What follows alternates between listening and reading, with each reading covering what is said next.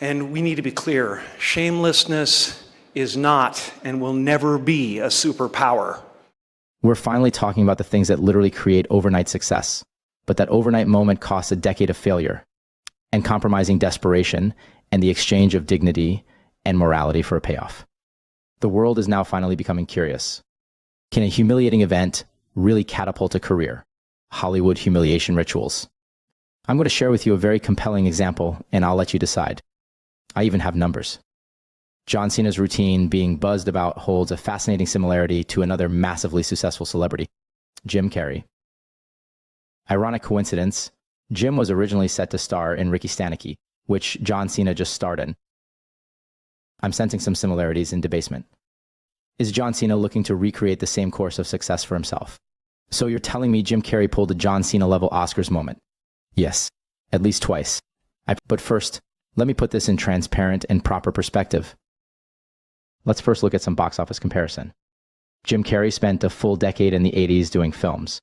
Did you ever see any of these? Mark never gave vampires much thought. Hello, tall, dark, and handsome. Until he became one. Oh, wow, I love your outfits. I'm not wearing a costume.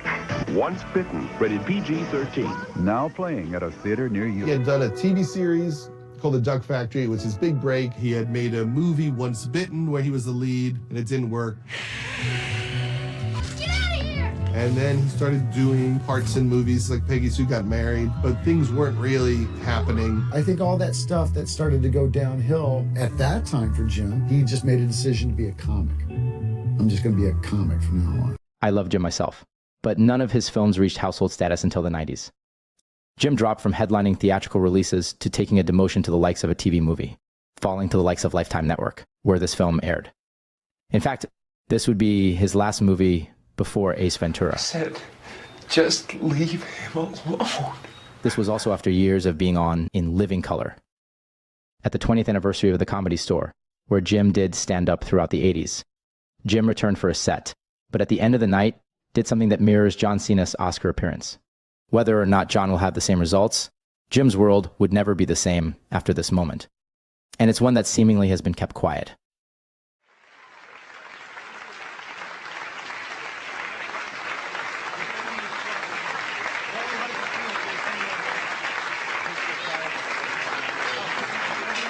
Oh, yes. Richard,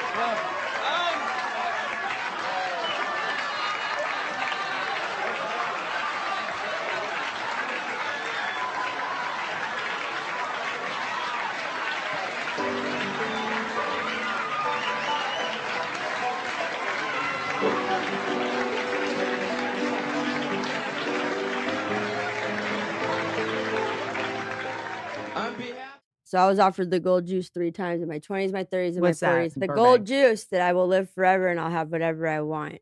The gold juice. You never offered the gold juice? No, I'm a scumbag comic. What's the gold juice? I don't know. From the Comedy Store and my mom Mitzi Shore and everyone here and Jim Carrey, thank you for coming out. And there's a lot more Comedy Store to come in the future. Thank you and drive home safe. Bye. Everything changed immediately for his career, with little to no context, aside from this. I remember Richard Pryor was in the crowd with Mitzi in one of the booths that were visible from the stage, and I just, on a whim, decided I would be naked and I would put a sock on my. And, everybody went, what? Huh? What's going on here? It was funny as hell. I was like friends for life with Richard. Yeah, right. Where would I be without this place? The display feels fully unexplained. How did this allure Richard Pryor? Jim clearly seemed pleased to have captured his attention. Friends for life. By that display. Why? I've seen the stand-up Jim perform the special before the curtain call. Nothing segues to the finale of the display as a punchline. Just an unspoken awareness and understanding of who was there and what to do. The very next year, 1993, after that very public and puzzling display, Jim would radically go from Lifetime movie to landing the lead in 3 box office shattering hits in every offer in Hollywood. Again, Jim had resorted to TV after a decade of being in 80s flops. Check his IMDb. Suddenly, studios were competing for his performances, right away, all at once, same year after over a decade of dry results. Did Richard make a call for Jim? Was he a gatekeeper for the next career level? To me, Ace Ventura, if it were college, felt like a hazing initiation as far as actor humiliation goes. It had some funny moments, but relied heavily on debasement of its lead actor, which perhaps audiences found amusing to tune into for 2 films. Was there a maintenance cost to this stardom? After shooting Ace Ventura, I feel like he got some safer projects that were less humiliating. What is the sinister plan here? But then, at his highest, in 1997, Jim did this.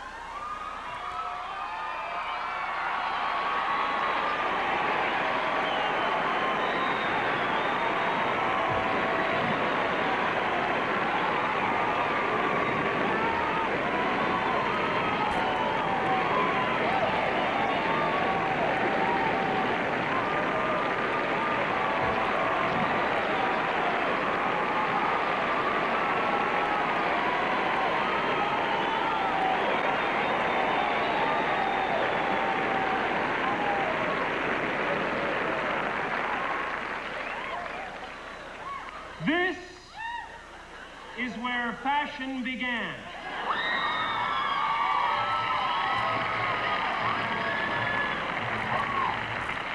Originally modeled by Adam in the Garden, this fig leaf and forbidden fruit ensemble dares to say, "Banish me, for I have eaten from the tree of knowledge." The group I'm here to introduce weren't there in the Garden of Eden, but they wrote a cool song about somebody who was.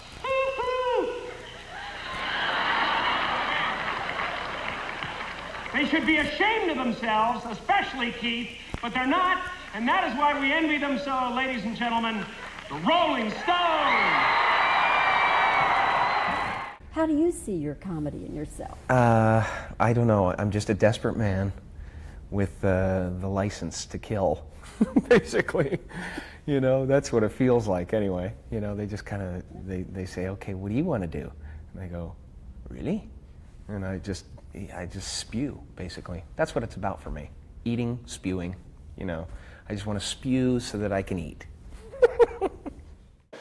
And we need to be clear, shamelessness is not and will never be a superpower. Whatever it means, Hollywood's an interesting place. I personally had my dreams and curiosities exhausted there, and it wasn't enough. I left. That's a different video. Thanks for watching.